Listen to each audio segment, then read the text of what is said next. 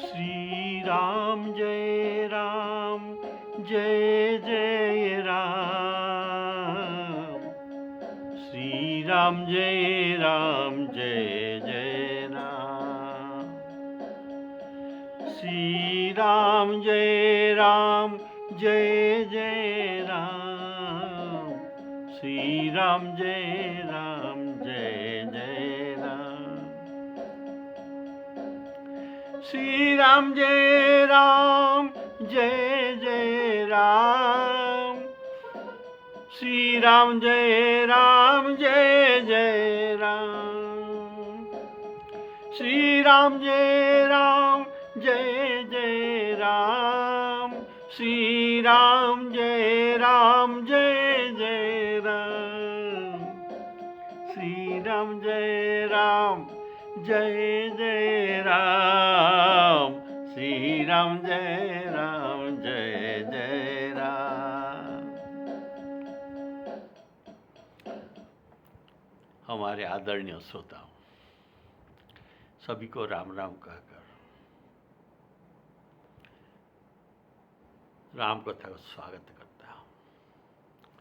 आप रामचरितमानस में उत्तरकांड में सुन रहे थे, शंकर भगवान जी भक्तों के 14 गुण बताते हैं। जो भगवान के भक्त होते हैं उनके ये 14 गुण अपने आप आ जाते हैं। इसमें से आप लोग सुने हैं क्या?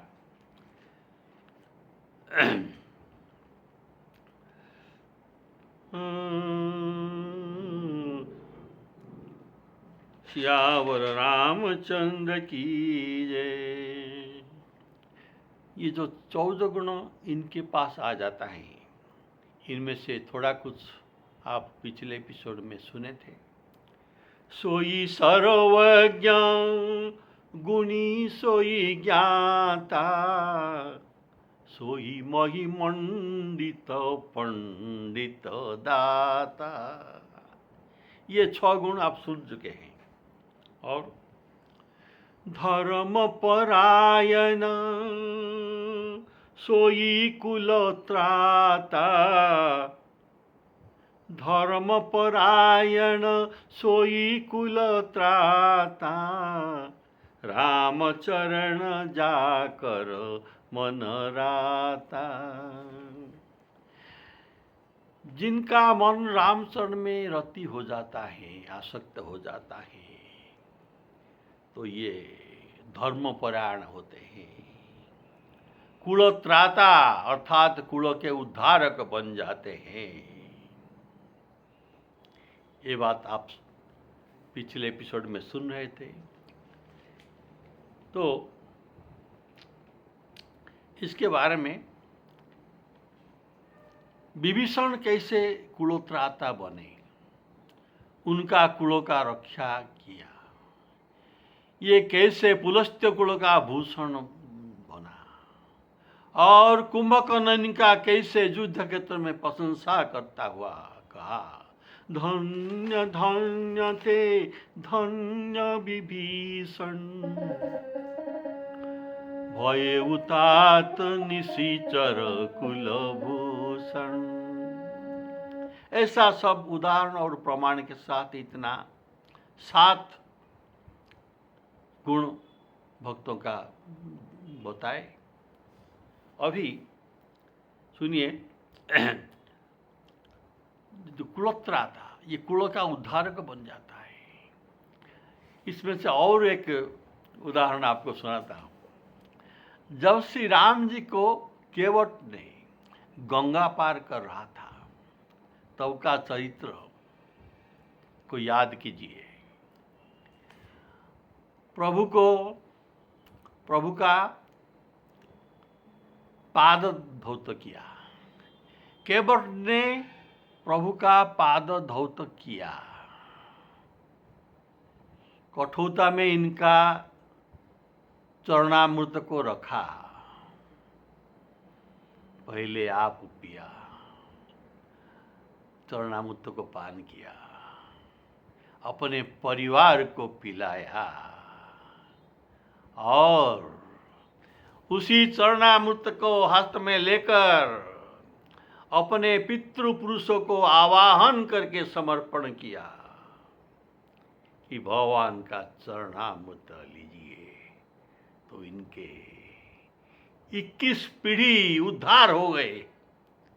केवट का 21 पीढ़ी तक ये मोक्ष प्राप्त हो गए। तो यहीं पर देवताओं ने उनके ऊपर पुष्प वृष्टि किया। देखिए, ये बात गोस्वामी जी लिखते हैं। पद पखारी, श्री राम जी के पद प्रक्षालन करके पद पखारी जल पान करी आप सहित परिवार, पितर पार करी प्रभु ही पुनि मुदित गए उले पार। पितरों को पार किया। इसके बाद जो भवसागर से सबको पार करते हैं, उनको उन्हीं श्री राम जी को केवट ने गंगा पार कराया। लेकिन पहले इसका पितृलोगों को पार किया। पितर पार करी प्रभु ही पुनि मुदित गए उले पार। पितर पार करी अर्थात इनको पार होने में पितृलोगों को मोक्ष मुक्ति पाने के लिए देर नहीं लगा। इमीडिएट तत्क्षणात इनका चरणादों को अर्पण करते जब तत्क्षणात इनका पार हो गया। इसीलिए यहाँ लिखा गया है पितर पार करी, अर्थात ये पितरों को पार किया, इनका मोक्ष प्राप्त करा दिया। इसके बाद श्री राम जी को गंगा पार किया। बोलिए सियावर रामचंद्र की। इसीलिए जब तक कहते हैं शंकर भगवान, हे पार्वती, धर्म परायण सोई कुल त्राता, धर्म परायण सोई कुल त्राता, राम चरण जा कर मन राता, राम चरण जा कर मन राता। पिछले एपिसोड में जो कुलत्राता, कुलरक्षक का उदाहरण विभीषण का दिया गया था, और ये अभी केवट का प्रश्न में भी ये अपने 21 पीढ़ी तक कुल को ये उद्धार कर दिया।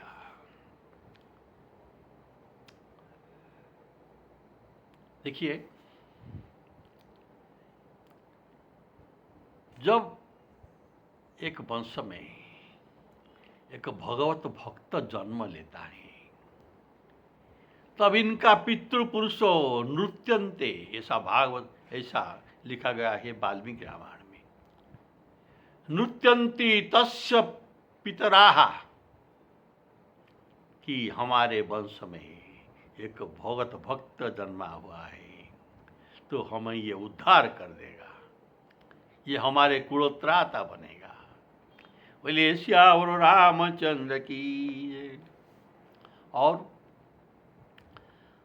8वां लक्षण है कि भगवान के भक्त में नीति निपुणता आ जाता है। नीति में ये निपुण हो जाते हैं। ऐसा गुण, नीति निपुणता गुण इनके पास आ जाता है। यहाँ नीति निपुण का भाव राजनीति में निपुण नहीं है, ऐसा बात नहीं है। धर्म नीति में यह निपुण होता है। यह नीति निपुणता का उदाहरण हम आपको रामचरितमानस में देते हैं। विभीषण नीति निपुणता के बारे में श्री राम जी के श्रीमुख से भी प्रशंसित है। देखिए, कुछ उदाहरण उनके बारे में देता हूँ। जब रावण ने हनुमान जी के प्राण हरने के लिए आज्ञा दे दिया, कब? रावण की सभा में।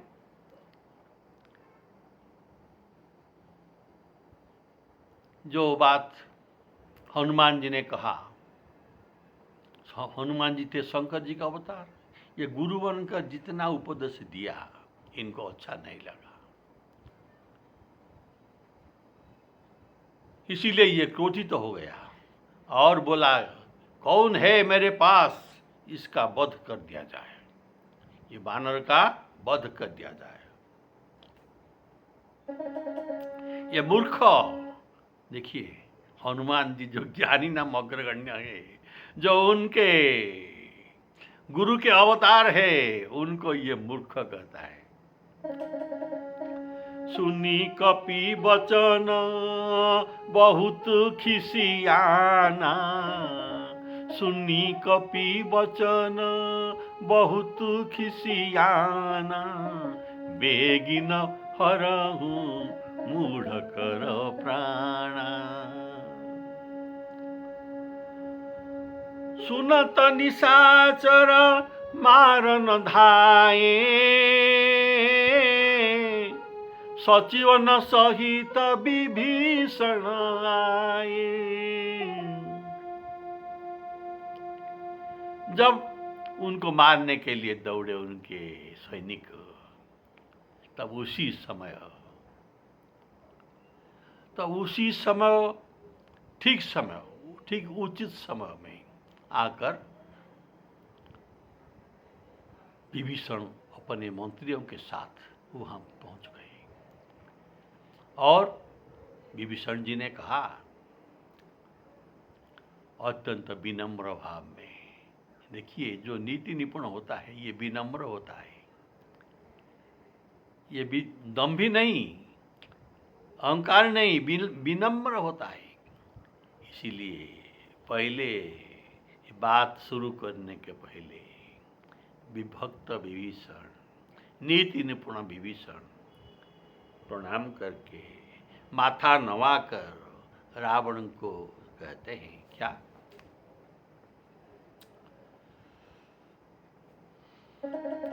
नाई शीस करी, नाई शीस, सिर झुकाकर प्रणाम करके बहुत प्रकार विनय किया।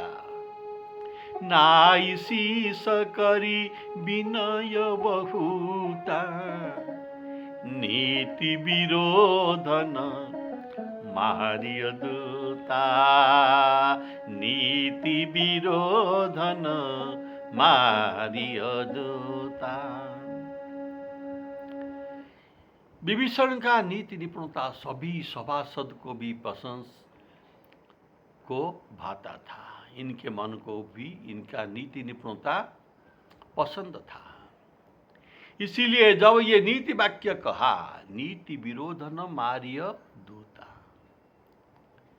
और क्या कहा, आन दंड कछु करिय गोसाई, आन दंड कछु करिय गोसाई, सब ही कहा नीति अति भाई,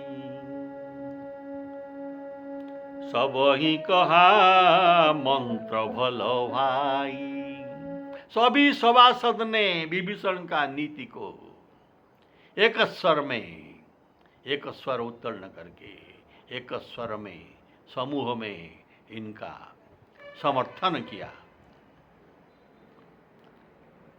सब ही कहा नीति, सब ही कहा मंत्र भलो भाई, अर्थात रावण को डायरेक्ट ये बोले, हे रावण तुम्हारा भाई नीति निपुण है, इसीलिए अच्छा मंत्रणा दिया, इसका बात मान लेना चाहिए, ऐसा सभी के बात था। तो इसके बदल में आप दूसरा कुछ दंड दीजिए, लेकिन मृत्यु दंड नहीं देना चाहिए, जैसा विभीषण कहते हैं। आन दंड कछु करिय गोसाई, सब ही कहा मंत्र भलो भाई। और कुछ दंड दीजिए, लेकिन मृत्यु दंड नहीं। तब रावण ने सोचा, बहुत हंसा, बेहसा और कहा, इस बानर का अंग भंग कर दीजिए, इस बानर का अंग भंग करके भेज दो, अंग भंग दंड इनको मैं देता हूं। सुनत बिहसी बोला दस कंधर, अंग भंग करी पठैय बंदर, अंग भंग करी पठैय बंदर। तो कौन सा अंग भंग करने के लिए ये कहा? इनका पूंछ पर अग्नि जला जाकर पूंछ को नष्ट कर दिया जाए, इनका पूंछ को, हनुमान जी के पूंछ को जला दिया जाए।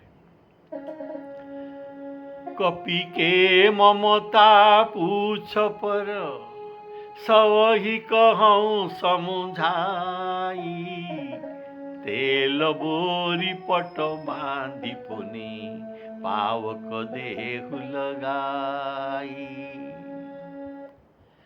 तो यहाँ विभीषण का नीति निपुणता को सबने प्रशंसा किया, इनका नीति वाक्यों को रावण ने भी माना, समर्थन किया। दूसरी उदाहरण सुनिए। बोलिए श्याम रामचंद्र की जय। फिर रावण को विभीषण,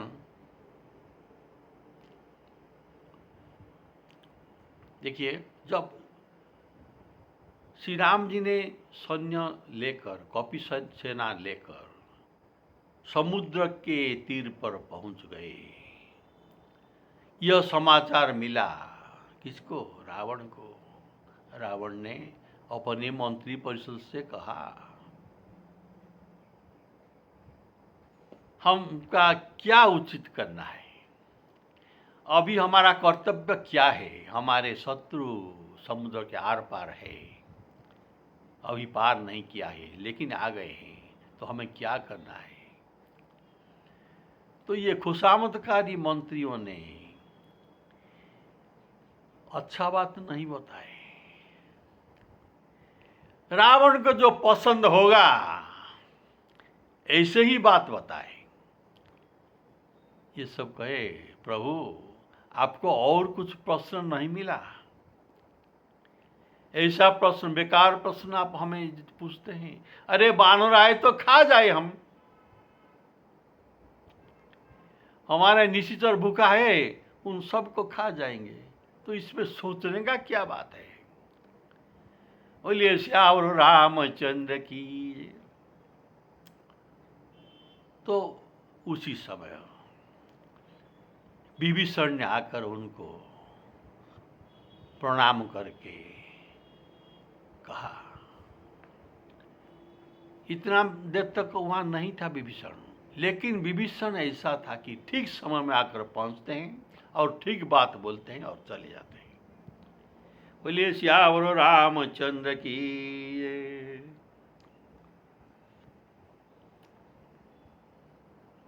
तब विभीषण उनको नीति बात कहता है। देखिए,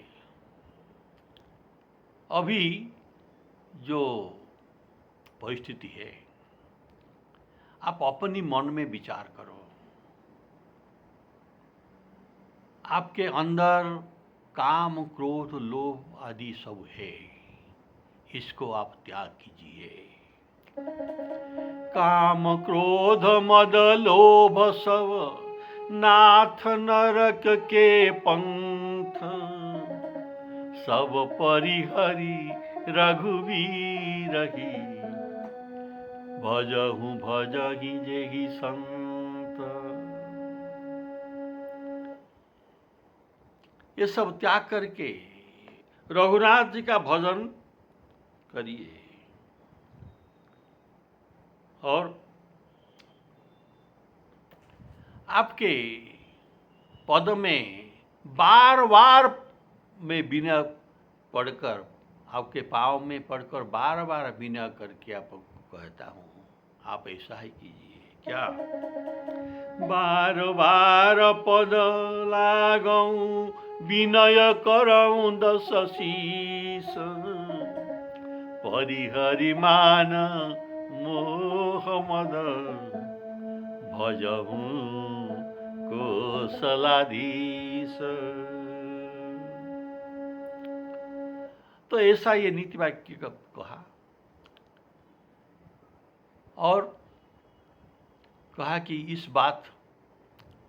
यह बात मुनि पुलस्ती एक शिष्य को भेजकर मुझे बताए थे कि श्री राम जी भगवान है और इनके साथ विरोध करना नहीं चाहिए, सीता को वापिस कर दो। और श्री राम जी के भजन करो, ऐसा बात हे विभीषण तुम रावण को समझा देना। तो यही बात ये कह रहे थे, ये जो बात कह रहा हूं ये मेरे बात नहीं है। मुनि पुलस्ति निज शिष्य सन कही पठई यह बात, तुरंत सो में प्रभु सन कही पाई सुअवसरुता। तो सभा में माल्यवंत थे। माल्यवंत कौन है? माल्यवंत अति जरठ निशाचर, रावण मातु पिता मंत्री वर। ये भी मंत्री था, अत्यंत बूढ़ा मंत्री था माल्यवान। रावण मातु पिता, इनके नाना लगता है रावण के। तो ये समर्थन किया, तुम्हारे भ्राता जो नीति वाक्य कर रहा है उसको मानना चाहिए, ये सही बात कहते हैं। माल्यवंत अति सचिव सयाना, तासु वचन सुनी अति सुख माना। विभीषण का बात नीति वाक्य उनको पसंद में आया। तो ये रावण को कहा, माल्यवान हे तात अनुज तव नीति विभूषण। तुम्हारा अनुज विभीषण नीति में विभूषण है। विभीषण जो ये है, ये विभीषण नहीं, ये विभूषण है। कैसे विभूषण? ना नीति में विभूषण है। तो इनके बात मान लेना चाहिए। तात अनुज तव नीति विभूषण, सौरधर कहत विभीषण। जो विभीषण कहता है उनको केवल सुनना नहीं, सुनकर हृदय में धारण करना है और इसी पर कार्य भी करना है। तो रावण ने क्या उत्तर दिया? अरे तुम दोनों सठ हो, तुमको राम जी का मेरे शत्रु का ही अच्छाई दिखाई देता है और मेरे में कुछ भी अच्छाई नहीं दिखाई देता तुमको। तुम सदा शत्रु के हमारे प्रशंसा करते रहते हो और मेरा तो कभी प्रशंसा किया ही नहीं। इसीलिए ये मुझे सदा निंदा ही करता है। कौन है? दोनों को सभा से निकाल दो। रिपूत करस, शत्रु के प्रशंसा उत्कर्ष। रिपूत करत कहत सठ दो, दूरी न करऊं यहाँ ही को, दूरी न करऊं यहाँ ही को। माल्यवंत अपने आप घर को चला गया। कोई मुझे निकालना जरूरत नहीं, मैं ही निकाल होकर चला जाता हूँ। लेकिन विभीषण नीति विभूषण जो रावण का हितचिंतक था, ये फिर उनके पांव में पड़कर बारंबार कहा, ये सीता को वापिस करने में भी तुम्हारे भलाई है। ऐसा कहने पर पदाघात किया और श्री राम जी के और देश से निकाल दिया गया और ये श्री राम जी के शरण में आए। बोले सियावर रामचंद्र की जय। तो ऐसा ये नीति विभूषण है। विभीषण का प्रशंसा नीति विभूषण। तो शंकर भगवान जी कहते हैं श्री राम जी के भक्त नीति में विभूषित होता है। ये अनीति तो नहीं करता, लेकिन नीति बात जानता है और नीति का विभूषण है। देखिए,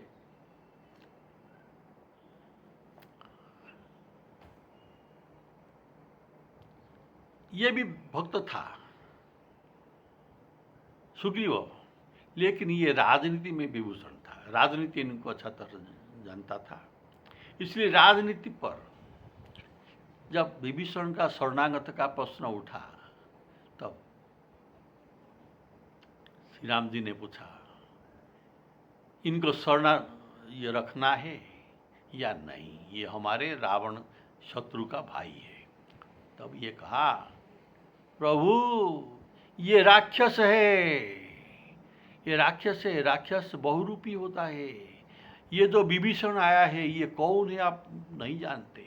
कोई भी राक्षस विभीषण के रूप में आ सकता है और अपने को रावण का भाई भी बताता है और हमारा भेद लेने के लिए ही आया है। इसीलिए इसको बांध कर इनसे बात वसूल करना चाहिए,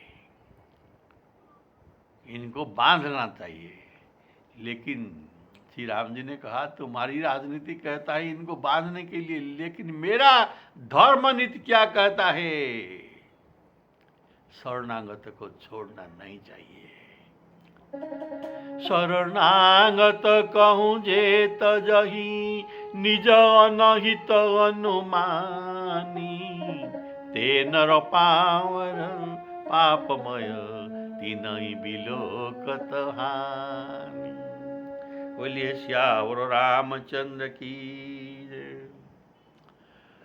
अच्छा सुनिए, हम अभी चर्चा कर रहे हैं विभीषण कैसा नीतिवान है। तो देखिए,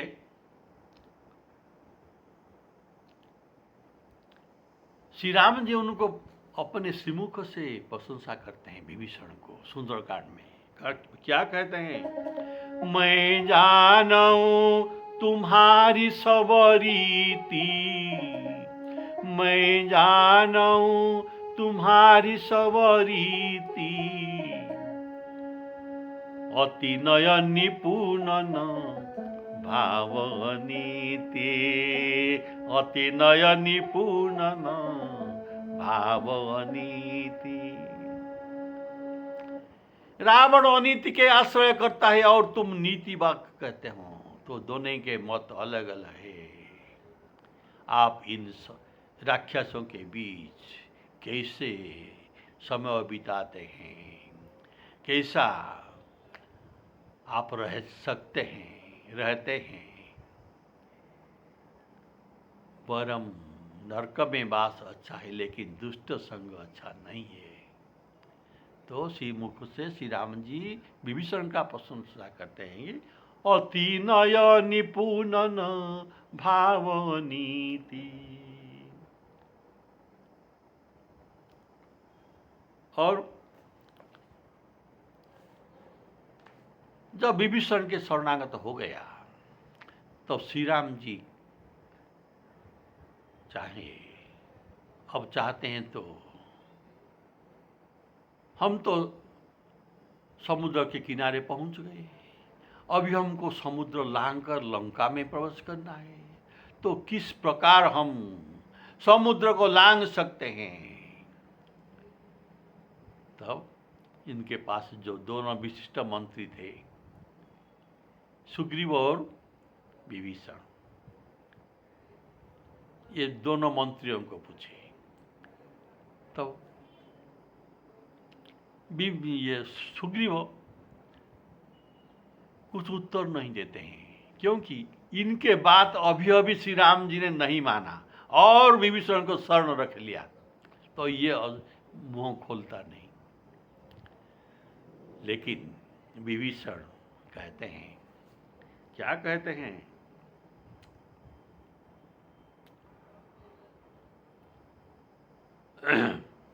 ये कहते हैं,